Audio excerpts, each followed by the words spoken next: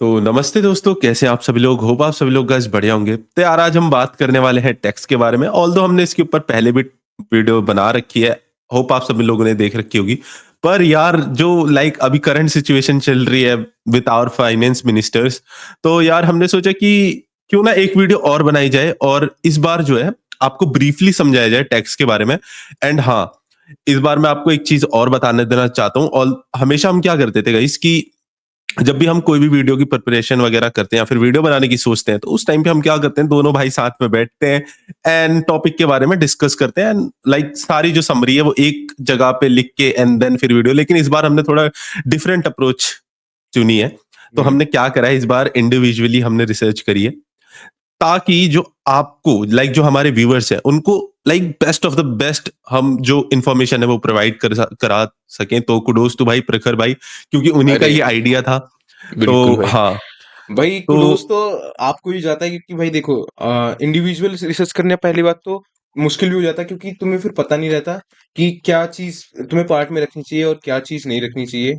और जब हम मतलब इस पॉडकास्ट को रिकॉर्ड करने से पहले जब हमने एक-दूसरे की समरी सुनी थी, तब मतलब काफ़ी लगा कि हाँ भाई ये काफ़ी अच्छी चीज़ है और इससे काफ़ी इन्फॉर्मेशन जो है वो थोड़ी ब्रॉड हो जाती है और थोड़ा ब्रीफ पॉडकास्ट हम बना सकते हैं तो या so let's begin our podcast और होप आपको इस पॉडकास्ट से काफी इन्फॉर्मेशन मिले। Let's roll in the intro.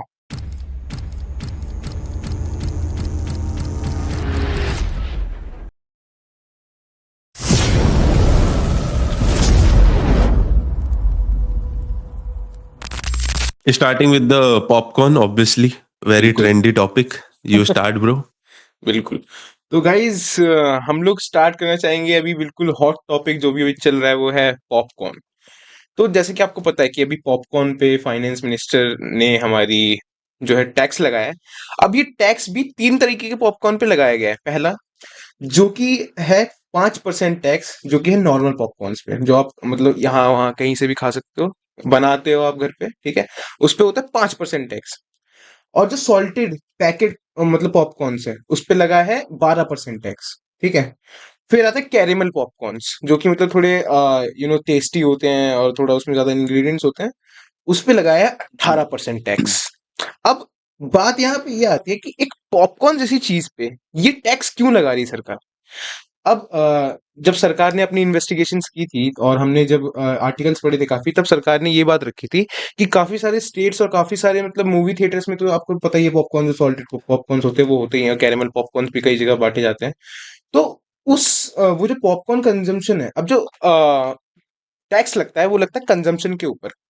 अब जो एक पॉपकॉर्न है या फिर जो भी ऐसी चीज़ें होती हैं ये ज़्यादातर एसेंशियल नहीं होती हैं, ठीक है? अब कोई भी आदमी ऐसा नहीं है कि भई दिन भर पॉपकॉर्न ही खा रहा है, ठीक है? रोज़मर्रा की हम्म चीज़ें नहीं है पॉपकॉर्न। पॉपकॉर्न हम्म एक टाइप की लग्ज़री आइटम है सरकार के नज़रिए में, ठीक है?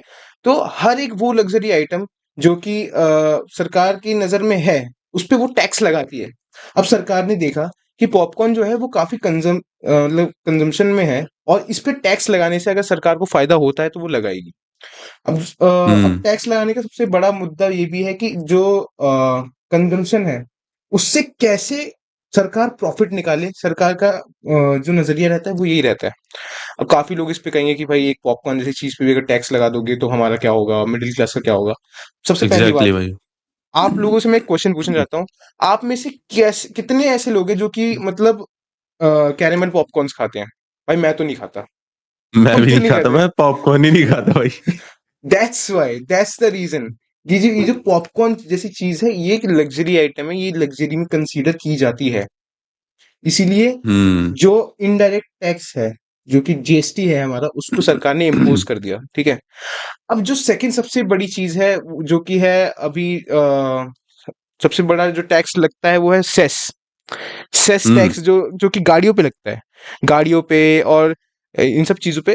तो जो सेस टैक्स होता है ये, एक तो आप जीएसटी तो देते ही हो पहली बात। मैं एक एग्जांपल के साथ समझाना चाहूंगा। जैसे कि आप एक वैगनर गाड़ी खरीदते हो तो उस पे आपको सेस नहीं देना पड़ता, ठीक है? आप हम्म जीएसटी तो भरोगे लेकिन आप सेस नहीं भरोगे। अब सेस किन किन गाड़ियों पे लगता है? सेम ये भी उन्हीं गाड़ियों पे लगता है जो कि सरकार की नजर में लग्जरी आइटम्स है, जैसे कि फॉर्च्यूनर, थार, बेसिकली एसयूवीज पे लगता है ये basically cess yes, tax. Basically. Hmm. अब जैसे हम्म। जो एसेंशियल चीजें हैं उन पे ये टैक्स नहीं लगता। अब जैसे किसी मिडिल क्लास आदमी को एक गाड़ी चाहिए केवल, और उसने वैगनआर ले ली, ठीक है? तो वो तो एज़ अ कार उसने ले ली, तो उस पे सेस नहीं भरना पड़ेगा। अब किसी को लग्ज़री चाहिए भाई, उसे गाड़ी में भी अच्छी चीज़ चाहिए, हम्म। तो भाई टोरा उसको चाहिए भाई। टोरा चाहिए भाई, हम्म। टोरा दिखाना है तो भाई सरकार कहती है भाई टोरा दिखाने से पहले आपको इतने परसेंट टैक्स देना पड़ेगा। टैक्स देना पड़ेगा। टैक्स देना पड़ेगा आपको। और अ, और और गाइस जैसे आप लाइक कंफ्यूज मत हो ना, लाइक ये हुँ, प्रखर भाई ने काफी सही नॉलेज दी है, एंड भाई क्या बिल्कुल। इन्फॉर्मेशन दी है भाई, थैंक यू। भाई स लेकिन आप इस चीज से ये मत हो जाना भाई कंफ्यूज कि देखो हुँ, फॉर्च्यूनर जो है वो प्रॉपर एसयूवी है, थार हुँ, एक प्रॉपर एसयूवी नहीं है। हुँ, आपको मैं एक चीज हुँ, बता देना चाहता हूँ, आप शॉक भी हो हुँ, सकते हो भाई ये क्या बोल रहा है। हुँ, एसयूवी तो एसयूवी, देखो जो लेंथ वाइज है ना, लाइक एक सरकार का क्राइटेरिया है कि इससे ऊपर हुँ, अगर लाइक मेरे को अभी एग्जैक्टली पता नहीं है कि भाई कितने मीटर की होनी चाहिए, मगर उस मीटर के अंदर अगर आपकी कार है तो आपको एक एसयूवी कंसीडर करा जाए। लाइक हमारी नजरों में तो वो एसयूवी आ रही है, लेकिन सरकार के नजरिए में वो उस पैरामीटर को मैच नहीं कर पा रही एसयूवी वाले को, तो वो टैक्स से बच जाती है। इस वजह से हमको जो है थार थोड़ा सा सस्ती देखने के लिए भी मिलती है। हुँ, हुँ, लेकिन वही फॉर्च्यूनर, वो उसकी लेंथ ठीक ठाक है गाइज, एंड वो लाइक बड़ी एसयूवी है, एंड उस पर टैक्स भी दबा के एक तो डीजल में आती है, तो इस वजह से उसके ऊपर लाइक भारी मात्रा में। और जैसे कि हुँ। नितिन गडकरी हमारे रोड मिनिस्टर ने बोल भी रखा है कि भाई एसयूवीज वगैरह को, डीजल वाली कार्स को बेसिकली मैं खत्म कर दूंगा। तो लेट्स सी क्या होता है। तो कंटिन्यू तो प्रखर भाई। बिल्कुल भाई, अब मैं फॉर्च्यूनर का ही एग्जांपल लेता हूँ। जैसे कि अभी कांग्रेस वगैरह कहती रहती है कि भाई जो गाड़ी हमें 30 लाख की मिल सकती है वो 60 लाख की मिल रही है। अब मैं बताता हूँ 60 लाख की क्यों मिल रही है, ठीक है? अब जैसे कि आप देखते होंगे कि एक्स शोरूम प्राइस है 40 लाख रुपए, ठीक है? आपने जब खरीदी तो हम्म। ऑन रोड वो आपको पड़ जाती है 60 की, 65 की, 70 की। तो वो कैसे होता है मैं बताता हूँ। तो जैसे कि आप कोई भी गाड़ी खरीदते हो तो उस पे आपको टैक्स देना पड़ता है। पहला होता है स्टेट टैक्स, दूसरा होता है सेंट्रल टैक्स, ठीक है? दोनों 14-14% के टैक्स होते हैं, ठीक है? अगर मान लो कि फॉर्च्यूनर है 30 लाख की, उस पे आप 14% टैक्स पड़ेगा। आप कैलकुलेट कर लो कितना बैठेगा, दोनों 14-14 मिला के वो हो गया 28%, उसका अलग हटा दो, ठीक है? फिर आता है सेस, क्योंकि फॉर्च्यूनर एक एसयूवी प्रॉपर लग्जरी गाड़ी है, तो आपको 28% सेस भरना पड़ता है, ठीक है? हम्म। 28% आप सेस भरोगे, सेस भरा। अब आप सोच रहे हो अब टैक्स हो गया, अब तो भाई गाड़ी मिल जाएगी। नहीं भाई, अब जब फर्दर प्रोसेसिंग होगी तो आपको रोड टैक्स देना पड़ेगा, ठीक है? मेंटेनेंस, पूरी सारी क्लियरेंस, वो मिला जुलू के आपकी जो गाड़ी है वो 50 से 60% टैक्स में चला जाता है, इसीलिए उसकी प्राइस जो है वो बढ़ जाती है, ठीक है? हाँ, अब प्लस इंश्योरेंस भी है, इंश्योरेंस के ऊपर भी प्ल टैक्स है। हाँ, इंश्योरेंस के ऊपर भी टैक्स है, फिर प्लस टोल टैक्स भी दोगे आप, ठीक है? जो भी आप एसेंशियल उसके लिए चीज़ें खरीदोगे, मेंटेनेंस कॉस्ट सबका टैक्स देना पड़ेगा। इसीलिए जो एसयूवीज़ या फिर जो भी ऐसी बड़ी-बड़ी गाड़ियाँ होती हैं, वो लग्ज़री आइटम्स होती हैं, इसीलिए आपको इतना ज़्यादा टैक्स देना पड़ता है। उसी की जगह अगर आप वैगनआर खरीद लोगे या फिर कोई ऐसी स्विफ्ट गाड़ी खरीद लोगे, तो उसपे आपको सेस नहीं देना पड़ेगा, इसलिए वो एक्स शोरूम अगर 6 लाख है, तो ऑन रोड ज़्यादा से ज़्यादा 9 या 10 लाख की आपको मिल जाती है। ये होती है। हम्म। हुँ। और एग्जैक्टली भाई। आगे का अगर मैं समझाऊँ थोड़ा-सा, अब इनडायरेक्ट जो टैक्स होता है, वो 2 चीज़ों पे लगता है, ठीक है? एक तो लगता है इनडायरेक्ट टैक्स कंजम्पशन पे, ठीक है? हम्म। और एक लगता है एसेंशियल चीज़ों पे। अब हम्म। जिन चीज़ों पे नहीं लगता, वो है डेली कंजम्पशन वाली चीज़ें, जैसे कि वेजिटेबल्स, दूध, अंडे, हम्म। हम्म। इन सब पे हम्म। जो इनडायरेक्ट टैक्स है वो सरकार नहीं लगाती, ठीक है? अब टैक्स लगेगा किस पे? उन्हीं चीज़ों से बनी हुई थोड़ी आगे की चीज़ें, जैसे पराठे हो गए, ठीक है? प्रोसेस आप चीज, हाँ। हाँ, प्रोसेस चीज़ों पे। अगर पराठे हो गए, ठीक है? रोटी हो गई, रोटी पे टैक्स नहीं लगता, पराठे पे टैक्स लगता है, क्योंकि पराठे को as a luxury item consider किया जाता है। हम्म। ढाबे पे अगर आप खाना खा रहे हो और अगर वो प्रॉपर बिलिंग वाला ढाबा है, तो उसपे टैक्स लगेगा ही लगेगा। वो तो है ही भाई, वो तो प्रॉपर है ही। लगता है। हम्म। प्रॉपर। तो कंजम्पशन, अब आपको इतनी चीज़ तो समझ में आ गई होगी, जो टैक्स लगता है, इनडायरेक्ट टैक्स आपके खाने-पीने की चीज़ों पे, वो आपकी कंजम्पशन के हिसाब से डिपेंड करता है। जितनी ज़्यादा जिस चीज़ की कंजम्पशन होगी, उतना ज़्यादा उस पे टैक्स लगेगा। अब जैसे सरकार ने देखा कि पॉपकॉर्न की कंजम्पशन ज़्यादा है, तो उस पे टैक्स लगा दिया, क्योंकि पॉपकॉर्न अगर ऐसा नहीं है कि इंसान नहीं खाएगा तो मर जाएगा, ठीक है? अब सबसे ज़्यादा टैक्स इनडायरेक्ट चीज़ों पे, जो कि खाने की चीज़ें हैं, किस पे लगता है? जो चीज़ें आपको हार्म कर रही है। सिगरेट, हम्म। दारू, इस पे 50 से 30% का टैक्स लगता है। सबसे ज़्यादा टैक्स देते हैं ये सब चीज़ें, और सबसे ज़्यादा फ़ायदा सरकार को इसी से होता है। एग्जैक्टली भाई। क्योंकि 50% टैक्स एक तो आप दे रहे हो, ऊपर से जो मिडिल क्लास या लोअर मिडिल क्लास है, आपको पता है दारू वारू तो आपको देखने को मिल जाता है, गुटखा पान ये सब लोग खाते ही रहते हैं। तो सबसे ज्यादा आते रहते पैसा, हैं। सबसे ज्यादा पैसा सरकार को इसी से जाता है। तो यही एक बहुत बड़ा रीजन भी हो जाता है कि सरकार इस चीज को बंद नहीं करती, क्योंकि अगर इसी चीज को बंद कर देगी तो एक तरह से आधी इनकम सरकार की चली जाएगी।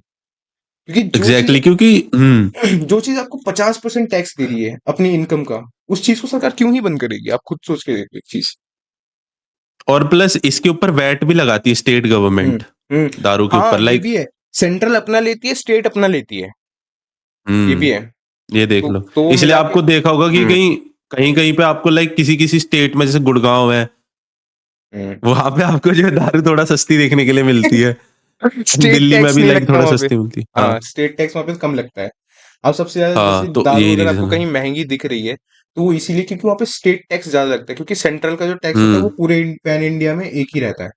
कहीं अब कहीं ज्यादा कहीं कम, वो स्टेट पे डिपेंड करता है कि स्टेट कितना टैक्स लगा रहा है। इसलिए लोग ज्यादातर दिल्ली और ये हरियाणा गुड़गांव की तरफ जाते हैं दारू वारू खरीदने के लिए, यूपी के जो लोग होते हैं, हम्म क्योंकि यूपी में दारू पे बहुत ज्यादा टैक्स लगा रखा है। अब हम्म सबसे बड़ी चीज जो मैं आपको बताना चाहता था वो है, एक पॉइंट हाईलाइट करना चाहता हूँ, वो है इनपुट टैक्स क्रेडिट। अभी इनपुट टैक्स क्रेडिट हम्म क्या होता है? अब जैसे कि मान लो कि मैं एक एम्प्लॉयर हूँ, मेरे अंडर 100 लोग काम हम्म कर रहे हैं, मेरी एक आईटी कंपनी है। अब मुझे हम्म अपनी कंपनी को बढ़ाने के लिए कुछ एसेंशियल गुड्स चाहिए, ठीक है? अब मैंने हम्म 100 करोड़ के एसेंशियल गुड्स बाय किए। अब भाई हम्म एक बात बताओ, अगर उस 100 करोड़ के एसेंशियल गुड्स पे मुझे मान लो 28% का टैक्स देना पड़ रहा है, मान लो 28 करोड़ का टैक्स देना पड़ रहा है, और हम्म मैं उस चीज को यूज करके 100 लोगों को जॉब्स दे रहा हूँ, तो मैं उसको अपने हम्म साल के खर्चे में दिखा के उस चीज को सरकार से मतलब कटवा सकता हूँ कि सरकार उस टैक्स को हटा देती है। लेकिन अगर हम्म उस चीज का मैं मिसयूज नहीं कर सकता। मिसयूज कैसे? अगर मैं उसी चीज को ऐसे दिखा दूं कि मैंने एक फरारी खरीद ली, तो भाई वो हाँ। चीज काउंट नहीं होती है। वो 3-4 साल में सरकार हम्म जब देखती है कि ये तो भाई काम की नहीं है आपके, तो वो वापस ले लेती है अपना जो पैसा होता है। हम्म तो यही होता है इनपुट टैक्स रेट। अब मैं आपको एक और एग्जांपल से समझाता हूँ इनपुट टैक्स रेट मैकडोनल्ड्स के हिसाब से। एक एग्जांपल लेता हूँ मैकडोनल्ड्स का। मैकडोनल्ड्स हम्म आपको बर्गर बना के देता है, और आप देखते होगे जाते होगे कि उनके पास एक कंप्यूटर रहता है, काफी सारी मशीनें रहती है पीछे जो कि बर्गर को बनाने के लिए यूज होती है, ग्राइंडर वगैरह ये सब, ठीक है? तो अब भाई ऐसा तो है नहीं कि मैकडॉनल्ड एक ही है, पूरी इंडिया में कितने सारे मैकडॉनल्ड्स हैं, उन पे कितने सारे इक्विपमेंट्स हैं। अब अगर वो बहुत सारे लोग, आउटलेट है। भाई अगर वो हर चीज पे टैक्स देने पड़ेंगे, मतलब दे रहे होंगे हर इक्विपमेंट पे, तो भाई उनकी तो फिर कुछ बचेगा ही नहीं भाई उनके पास। इसीलिए वो उस चीज को अपने खर्चे में दिखा देते हैं, जो भी रॉ मटेरियल्स वगैरह होता है उस पे भी टैक्स वो सरकार हटा देती है। टैक्स किस पे लगाती हम्म है? जो फाइनल प्रोडक्ट होता है वो भी टैक्स आप भी से लिया जाता है। आपसे एग्जैक्टली। मैकडॉनल्ड्स मैकडॉनल्ड्स आपसे टैक्स कलेक्ट करता है और सरकार को दे देता है, और जो उसका फायदा है वो उसका। तो हाँ, इसके और उसके प्लस आगे, प्रॉफिट पे भी थोड़ा बहुत हाँ टैक्स भरना पड़ता हाँ है हाँ मैकडॉनल्ड्स को। हाँ, प्रॉफिट पे टैक्स, इनकम टैक्स वो अलग से लगता है फिर। अब तो इसके आगे, परकर भाई ने बोली इनकम टैक्स की बात, हम्म तो मैं आपको थोड़ा सा बेसिकली इनकम टैक्स स्लैब समझा देता हूँ गाइस इंडिया के अंदर। तो होता क्या है बेसिकली, जैसे कई सारे लोगों को मिसकंसेप्शन रहता है कि अगर 1 लाख रुपए आ रहे हैं, 2 लाख रुपए आ रहे हैं, तो शायद मेरे को टैक्स भरना पड़ेगा। जैसे मेरे को भी 3-4 साल पहले नॉलेज नहीं थी, हम्म लाइक बस सुन रखा था टैक्स टैक्स टैक्स, तो मतलब ऐसा लगता था कि भाई क्या ही होता है, मतलब है ना। लाइक हमें तो ऐसा लगता था कि लीक तरीके से सरकार हमसे ले रही है पैसे। जब नॉलेज नहीं थी, ऑब्वियसली बात है, अगर किसी को नहीं पता होगा तो वो सोचेगा। तो इसके बारे में जब देखा, रिसर्च करी, तो पता चला कि गाइस जो बेसिकली इनकम टैक्स होता है वो आपकी सैलरी पे लिया जाता है, या फिर जो भी आप कमा रहे हो कहीं से, या फिर जो आप लीगली अर्न कर रहे हो उसके ऊपर टैक्स देना पड़ता है आपको। तो इसकी टैक्स स्लैब्स कुछ इस प्रकार है, जैसे कि अगर आप 2,50,000 रुपए कमा रहे हो, 2,50,000 के 1 रुपए भी अगर आप कम कमा रहे हो, सपोज करो आपकी सैलरी है 2,49,000, 49,000, तो आपको टैक्स नहीं देना पड़ेगा। ठीक है, जहां पे अगर आपने ये 2,50,000 वाला क्राइटेरिया कंप्लीट कर लिया, तब आपके ऊपर लगता है एक भी टैक्स नहीं लगता, मतलब जब तो। लेकिन उससे अगर आपने एक भी रुपया अगर कमाया ज्यादा, फिर आपके ऊपर लगता है 5%। तो अगर आप 2.5 लाख से 5 लाख रुपए, लाइक 2.5 लाख से ऊपर कुछ भी कमा रहे हैं 5 लाख तक, तो उसके ऊपर आपको 5% का टैक्स भरना पड़ता है। ठीक है। हम्म और 5 से ऊपर अगर आप जाते हैं, फिर लाइक से 6 लाख, 7 लाख, 10 लाख, तब आपको 20% टैक्स देना पड़ता है। और अगर 10 से ऊपर थोड़ी-सी भी अगर आप चले जाते हैं 10 लाख 1,000 तो फिर आपको 30% टैक्स देना ही पड़ेगा, लाइक 10 लाख से अगर ऊपर की इनकम है तो। हुँ, और अगर हम बात करें कॉर्पोरेट टैक्स की, जैसे बोला जाता है ना कि इंडिया में लाइक काफ़ी ज़्यादा टैक्स है, तो वो सही है गाइज़। हुँ, लाइक जैसे कॉर्पोरेट टैक्स की अगर हम बात करें, इंडिया के अंदर जो स्मॉल कंपनीज़ हैं, ठीक है? जो छोटी कंपनी है जिसका रेवेन्यू लाइक 400 करोड़ से नीचे या 300 करोड़ के आस-पास है, उनके ऊपर लगता है 25% टैक्स। और जो लार्जर कंपनीज़ हैं, जो बड़ी कंपनीज़ हैं, बेसिकली उनके ऊपर लगता है 30%। और अगर हम बात करें, इससे कंपेयर करें लाइक यूएसए से, तो यूएसए के अंदर आपको जैसे कि पता होगा दारू वाला सीन है। कई-कई स्टेट वहाँ पे लाइक अपना ही लेके चलते हैं। तो वहाँ पे 21% है हाईएस्ट यूएसए के अंदर। और अगर हम कॉर्पोरेट बात करें टैक्स। यूके की, हाँ, कॉर्पोरेट टैक्स, और अगर हम बात करें यूके की, तो यूके में 19% है। और अब हम बात करते हैं अपने चाइना की। तो हुँ, अब आपको लग रहा है, क्योंकि चाइना मेरे को हमेशा इतना ज़्यादा फ़ैसिनेट इसलिए करता है क्योंकि चाइना की सेम प्रॉब्लम थी इंडिया वाली। लाइक जिस टाइप में अभी लाइक इंडिया को रखा जाता है, उस टाइम पे चाइना को भी रखा और अब भी कई काफ़ी बार रखा जाता है। इंडिया में तो रखा ही जाता है, भाई चाइनीज़ माल है। पर वो हुँ, धीरे-धीरे परसेप्शन बदला चाइना ने। तो अगर हम चाइना के टैक्स स्लैब की बात करें, तो चाइना में 25% तो लगता है, ठीक है, हाईएस्ट। लेकिन जो हाई टैक्स कंपनी होती हैं, जो मोबाइल फ़ोन लाइक जो ईयरबड्स लाइक जो अलग ही कर रही है टेक के मामले में काम, उनके ऊपर 15% टैक्स है, कॉर्पोरेट।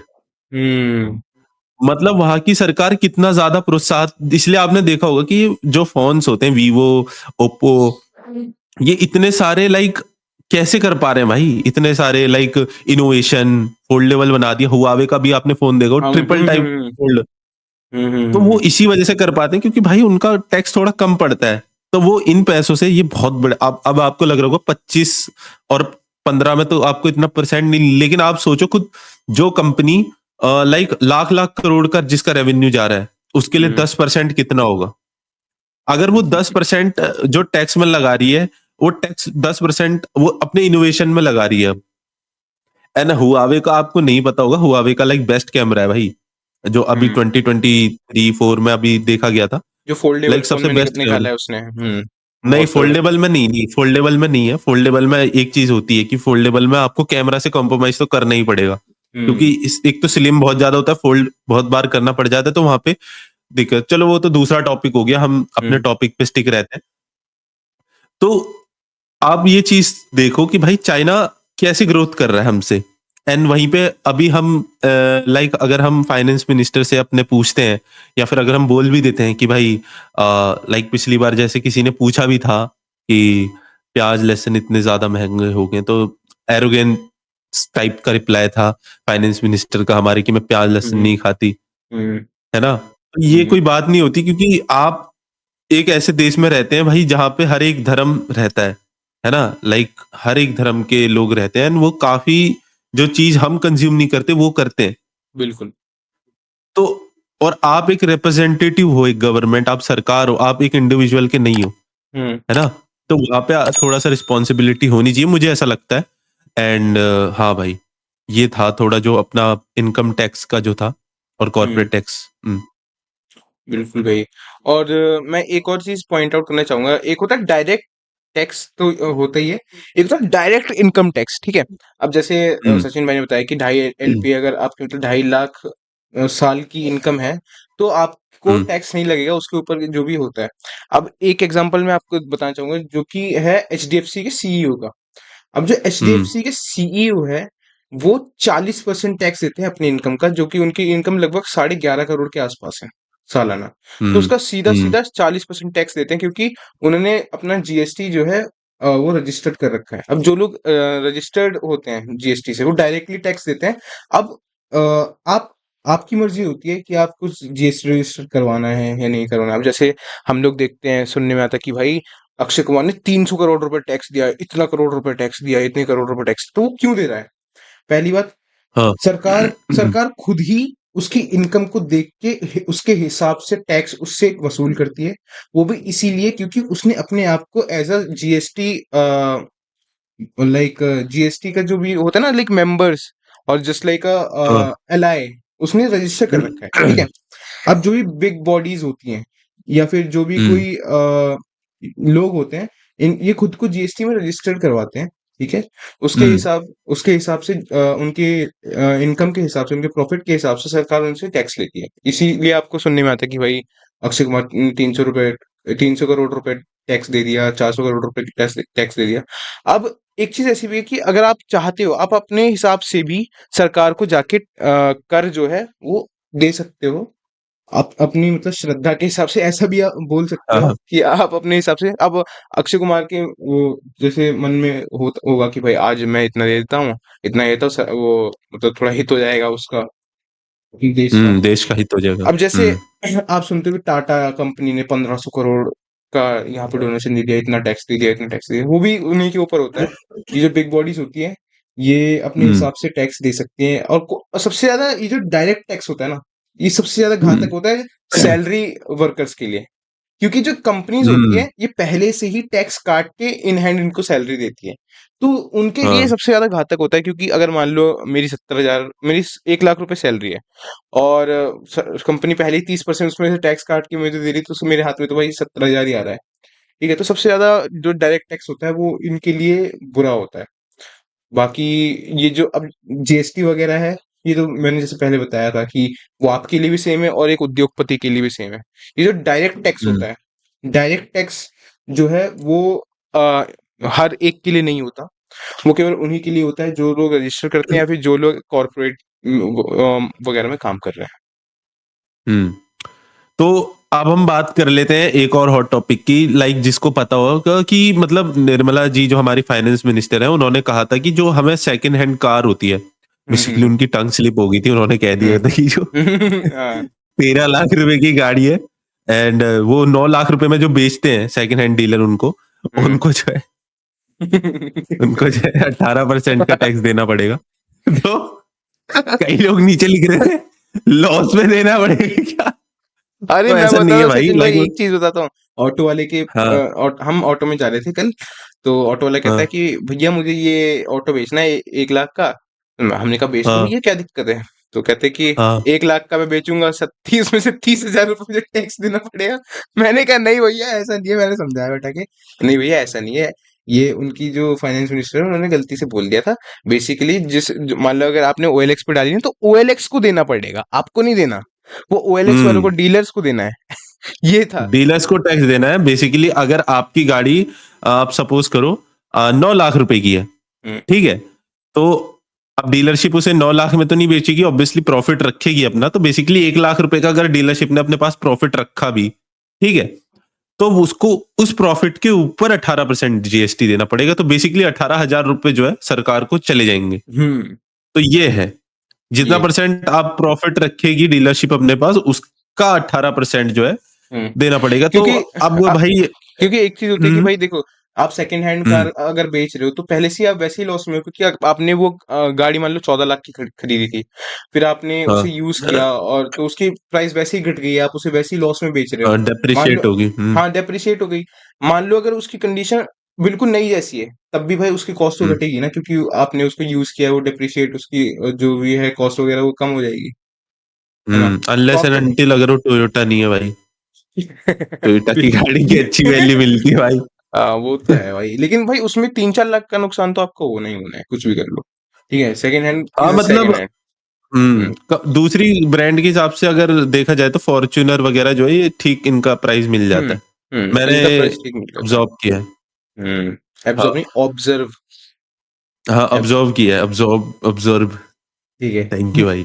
जी जी। तो हाँ, तो एक और चीज है कि भाई अब आप ये सोच रहे होंगे भाई ये डीलरशिप के ऊपर टैक्स लगाया है ना, हमारे ऊपर हम्म। थोड़ी लगा है। हम्म। तो भाई वो कैसे ना कैसे करके ना डीलरशिप वाले कुछ ना कुछ आपको चिपका ही देंगे, ईएमआई हम्म। वगैरह पे ले लेंगे या तो आपसे, ठीक है, या तो आपको जो है कुछ ऐसी स्कीम चिपका देंगे जो लाइक वो अपना लॉस तो नहीं होने देने वाले भाई, भाई इतना अब आप समझ लो, लाइक कौन ही जैसे चाहेगा कोई कि ना मतलब कोई कौन चाहेगा अपना लॉस हो? अब जैसे ओएलएक्स है, ओएलएक्स सबसे बड़ी चीज है अभी इन इन मामलों में, जो सेकंड हैंड चीजें होती हैं, या फिर कार्स 24 हो गई। ओएलएक्स ऑटोज वगैरह। कार्स 24। तो भाई ये लोग क्या करेंगे कि आपकी गाड़ी का प्राइस पहले ही बढ़ा देंगे इतना कि उनका जो प्रॉफिट होगा वो उनका कवर हो जाए, जिससे कि उनकी जो इनकम है वो कम ना हो, या तो स्टेबल रहे या फिर बढ़े। अब मतलब हाँ इतना तो वो प्राइस बढ़ा नहीं सकते कि भाई उनकी इनकम बढ़ जाए, तो वो स्टेबल रखने के लिए थोड़े प्राइसेस हाई कर ही देंगे वैसे भी। हुँ, हुँ। जैसे कि आपने देखा होगा कि भाई अगर टोल टैक्स बढ़ता है, हुँ, तो अपने आप जो है चीज़ों के रेट्स हाई होने शुरू हो जाते हैं। क्यों?